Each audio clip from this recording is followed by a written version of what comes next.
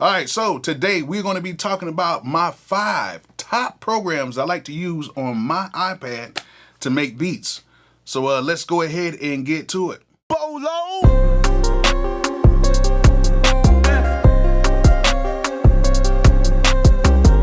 All right, so today I'm going to be talking about the 5 top programs that I like. These are my personal 5 that I like to make beats on my iPad. Don't beat me up if you don't like what I say. I really wouldn't care either way. But at the end of the day, these are the top 5 programs. Now, some of you guys might be upset because I might have left a certain program out. But at the end of the day, these are just the ones that I like, and the ones that, you know, if I was stuck on an island somewhere and I had to pick which 5 programs to use, these would be the ones that I like to use. So let's go ahead and get to it, and we'll see what you guys think about it. Leave some comments in the comment section. Let me know what you guys think. All right, so number 5 is Garageband. Oh, Garageband. Baby Logic. Yeah, so we have Garageband that is on iOS, and it comes free with the iPad. Do I really use it? Nah. I've tried to use it a few times, but it's kind of weird how it's kind of set up a little bit. Comes with some pretty dope sounds, come with the Alchemy Bank with it, and it comes with like some nice drum sounds and everything like it. When you're on this program, there's some cool stuff on there, like it shows like all the little sounds, and it shows all the different things you can do. You can record, it's got some string stuff on there, bass, guitar, world. You have a drum on there, you can add some external sounds in there. They have a sound library, keyboard, the Alchemy synth, and all that stuff on there, and it's pretty cool. My thing about this is it's kind of like, I don't know. I don't know. I can't really get into it like that because it's one of those things where it could be so much better. I really think it'd be so much better, and I think Apple could have did so much better with this app, and I'm hoping that they would do something else with this app to make it better. But the thing about it is, it kind of works where you have to make beats in sections and stuff like that. And making beats in sections, and you have to copy the section, or you have to take one section and then keep continuing to copy the section and take some stuff off. It was kind of weird to me. I didn't really figure it out until kind of like recently. But I did make a beat on it. I made about 4 beats on this total. But it seems pretty interesting. One thing that this definitely needs, it needs a better sampler. Like, this will make this program so much better if it had a better sampler in it, which, you know, is actually the case for a lot of these programs I'm going to be talking about. But this right here, without the sampler and stuff on there, it is basically a really basic program that I don't know if I'll use it that much, but maybe as time goes on, I might start using it a little bit more. But as of right now, I can't really get jiggy with it. All right, number 4, we have MPC Pro 2. Now, I know it's kind of a shocker for you guys to hear me talk about the MPC stuff like this, but I'm gonna tell you right now, this program is really not that good on the iPad, in my opinion, okay? I have made beats on it. I've tried to do some stuff on it, but it's super glitchy, and it really is not what I would expect from something from Akai, or something just from MPC, period. Now, it does have a similar workflow. You can use plugins in it. It's actually pretty cool, but man, like trying to put together a whole beat and really trying to add in sounds. Like, you would think with this being an MPC that the sampler would be more intuitive than what it is. The sampler in here is nowhere near what I would have expected coming from a MPC product. I know it was like a third-party company that actually makes this program along with the Akai, whatever. Regardless of the fact, like, come on, let's keep this up to the MPC standard is what it's supposed to be. It's a pretty cool program. I like how the GUI looks. Like, turning the program on, you feel like you're finna make you a crazy beat, just how it looks when you go into the menus and everything like that. But other than that, I'm not really feeling it like that. But it's pretty cool, it's cheap, and you can make a beat in it. I'm not saying you can't make a beat in it, but you can make a beat in it. It's just the process just takes a very long time, and the sampler is nowhere near what you would see like in a real MP and all that stuff like that. So that's why it's number 4. All right, number 3, FL Studio Mobile. I ain't gonna lie to you guys, this program kind of grew on me a little bit. It was one of those programs where you know, at first it was like, it's FL Studio. You thinking it's gonna have the same workflow, which it kind of does. It's kind of limited because it is inside of, you know, an iPad or whatever like that, but you still should be able to do a lot more with this, knowing what Image Line can do. Now, one thing I didn't kind of like about this is sampling the sounds in. Now, if you do sample these sounds in, they do sound very good. Like, they sound very good. The program has a good sound engine in it. I love all of that.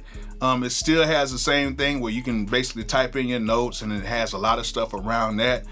That's cool. But actually putting everything together is a bit of a hassle. Now, one thing I don't like, it doesn't take all of the AUV3 plugins, which is kind of crazy to me because you would think by now it would be able to take all those plugins like that, but it doesn't, which is kind of sad, man. I would have thought that, you know, come on now, this is Image Line. I know you guys can really make this thing really dope. Come on, man, y'all can make this program really dope.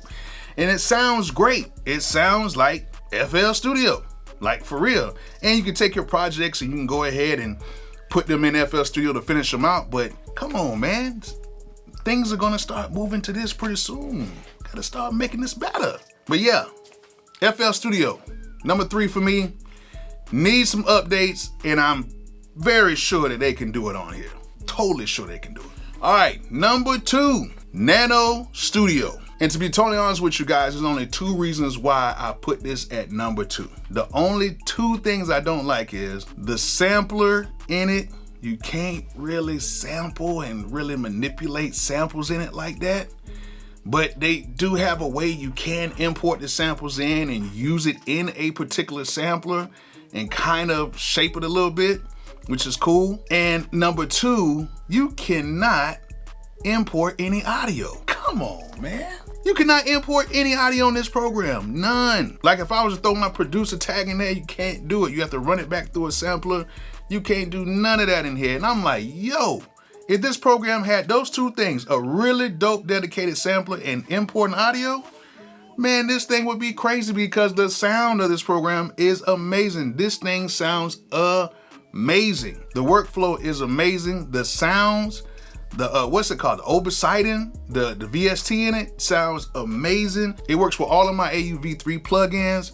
This is a very solid program. I actually use it a lot, but man, the sampler and not being able to add audio tracks into it, not a deal breaker because it's a very good program, but come on, it could, hey, y'all need to do something, man. Hook this program up. You know what I'm saying? They actually have like a drum pad thing in here where you can put all these different drum sounds in it, but you cannot even pick a particular sound and make it go across all the keys on the keyboard. You can't do that. You just have to just use it on each separate pad, or you have to sample it on each separate pad, which is, come on, y'all can go ahead and code this thing up to get it right. I know you can do that. No, you can. All right, number 1, which is no surprise, Beat Maker 3. Telling you right now, this is probably the most complete program on the iOS beat making side of things because this is a true MPC style workflow and the sampler in this is crazy. One of the best samplers I have ever used, period. I don't think you guys understand or appreciate how good this sampler is in Beat Maker 3. I can go ahead and import my drums in there, swing my drums into the sampler, pitch things, I can truncate things, I can chop things up, I can automatically chop stuff, manually chop stuff up. I can do so much stuff in this sampler, and without even using the sampler, I can use all of my AUV3 plugins in it. I can go ahead and quickly switch through screens. Now, some of you guys have problems switching through the screens on Beat Maker 3. Once you get used to these screens, trust me, it is actually a good thing. Some of you guys are like, oh, I have to click on this screen, click on that. And I know sometimes the pages can get in the way. Trust me, once you get to learn this, those pages are really very helpful for you guys to make some really dope stuff. I really, really, really love this program. Now, the only drawback to this program is the sound engine sucks. Does not sound good at all when you export. You almost have to like put it into another program and do some surgery on it.